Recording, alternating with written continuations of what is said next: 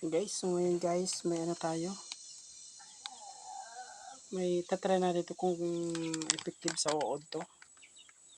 So may uod yung ano natin, may uod yung saging natin na macro. So nag-ano sila guys. Tatry natin to kung kaya yung uod.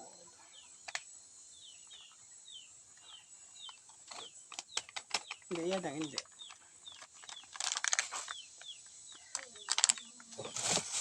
So meron tayong handy na spray dito guys. Handy na spray yan. So spray natin yung ano. Spray natin yung saging natin. So papakita ko guys kung anong klase kung ano. So ito yung inaano niya. Yan guys. So yun, kung baka makita nyo sa ano, yun may uod. So ang dami. So kailangan natin na ano to, buti may pang insecticide ako. So 7 ano yung pangalan. So titinan na natin sa kabila. Ayun, no? Ang guys yung uod. Oh.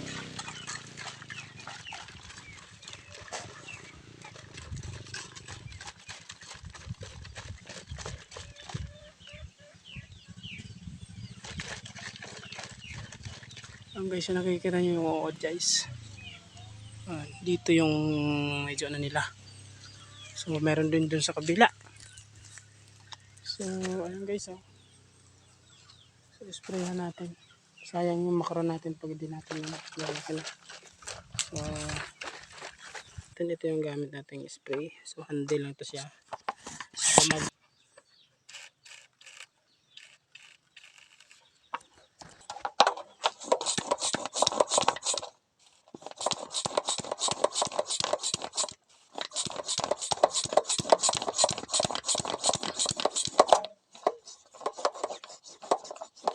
ano pa kanya na yung ano niya guys, yung goma.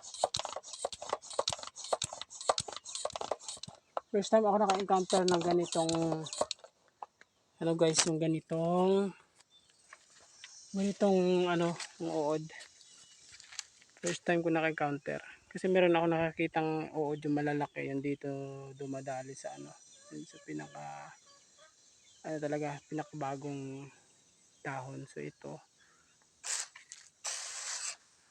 sprayan natin kung ano to. Ayan, nag-effective, nag-ano sila. Ayan, effective yung ano natin guys, nag-ano sila. So para maano na natin, ma-prevent agad yung pag ano nila. So ano na natin. So mag-spray na lang tayo muna.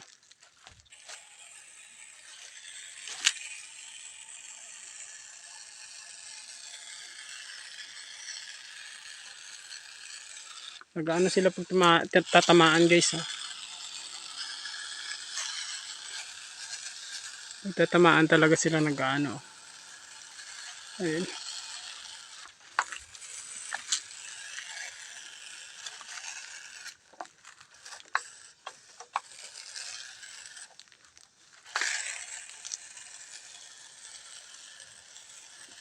Sana umalis. Gaganda pa naman ng dahon nito nung nakaraan. So ayan na guys. So ayun na, medyo nang ano na sila. Ano nakikita nyo? Ayan. Ayan, tintinan lang nasisip-sip yung ano. So ayan. Sana mag-epekto yung ano natin guys. Sayang. Ito. Ito.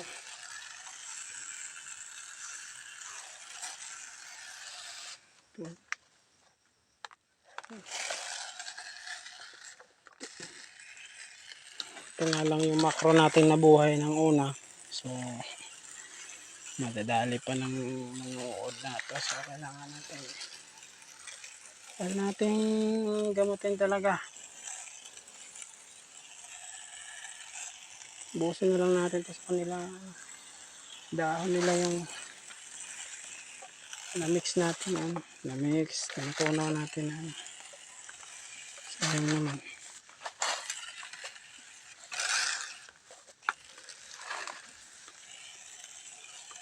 Titignan natin yung bunga na to ng macro natin kung makabunga siya. So, ano na lang natin bukas to guys kung wala na. Kung mawawala na sila. Sabi yung ano nila no. Kanina ko lang na ano kasi to guys. Kanina ko lang nakita. So may ano naman ako dito, insecticide. Yun yung gamit ko.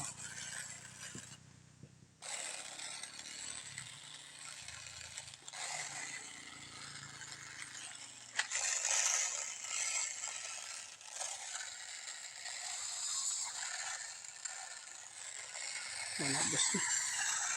Ayan na guys, ubos na guys. So ayan, nakikita nyo nag-aano sila. Yung parang nagwa-wild. Ano yun? So parang nag-aano sila.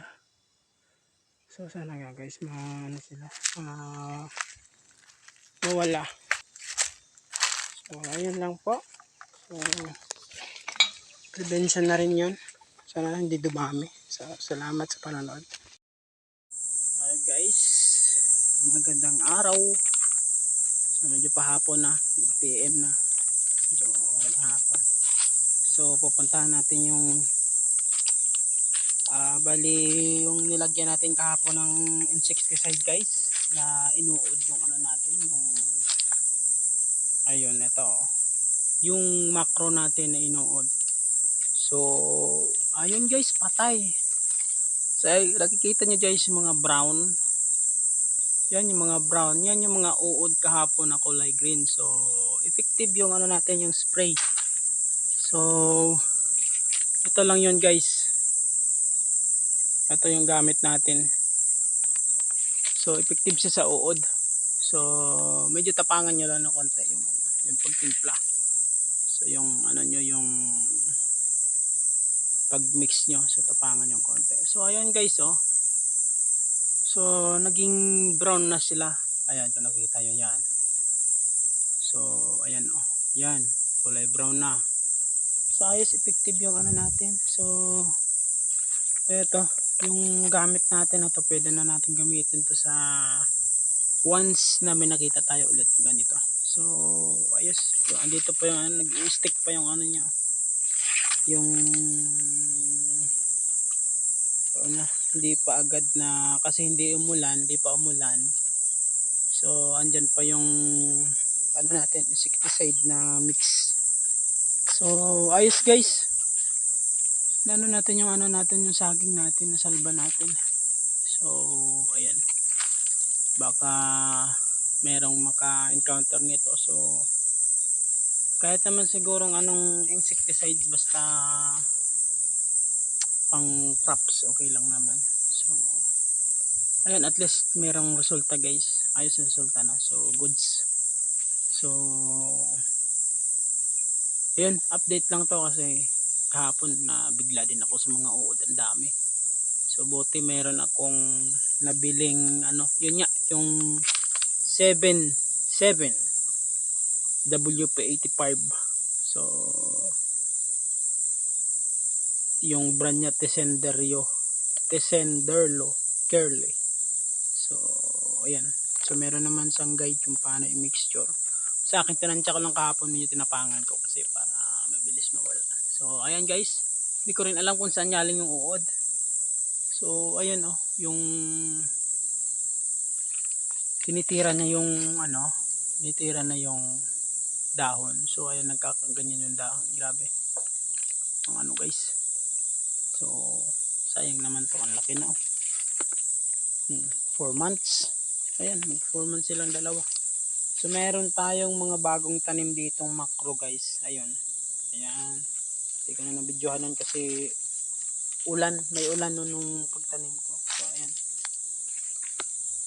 So bali kunti pa lang yung ano niyan, yung ugat. So tinanim ko na agad para at least mabilis. Ayan, mayroon ng ano agad. Mayroon agad sibol na bago. Ayan, meron pa sibol pa.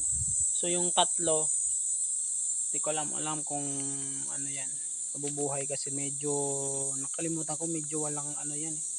Walang ugat pagtanim ko. Kasi ito sureball na yan. So ayan guys. Thank you very much sa ano. Sana may napulot kayo dun sa ano natin, sa video. Lalo na nung kahapon.